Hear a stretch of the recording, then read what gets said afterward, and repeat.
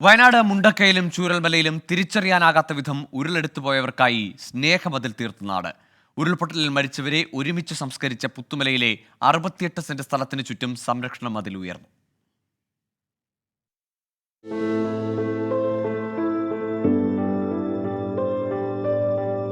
അങ്ങയുടെ രാജ്യം വരണമേ, അങ്ങയുടെ തിരുമനസ്സ് സ്വർഗത്തിലെ പോലെ ഭൂമിയിലും.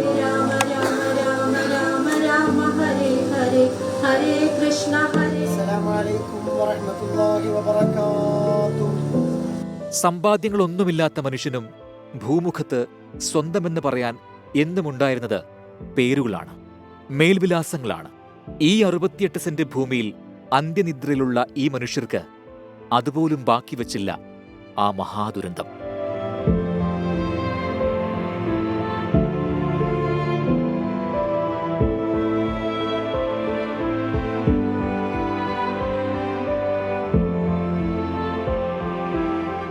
ആയുഷ്കാലത്തിന്റെ സകല അടയാളപ്പെടുത്തലുകളും അക്കങ്ങളിലൊതുക്കിയ മനുഷ്യർ തനിച്ചല്ല.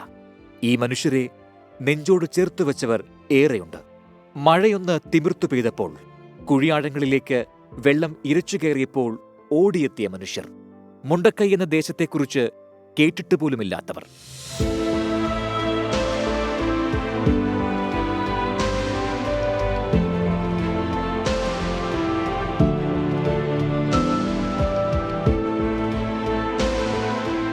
പതിയെ ഇവർ ഈ സ്നേഹമതിലിനുള്ളിലേക്ക് ഒതുങ്ങുകയാണ്.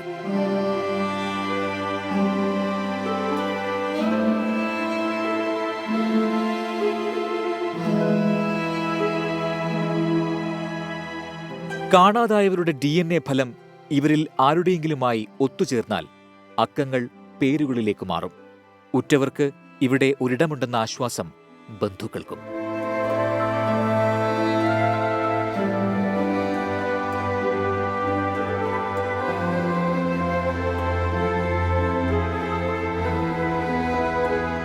മണ്ണോട് ചേർന്നവരെ ചേർത്ത് നിർത്താൻ അവരെ കീഴ്പ്പെടുത്തിയ ആ രാത്രിയുടെ ഭീകരത മാത്രം മതി.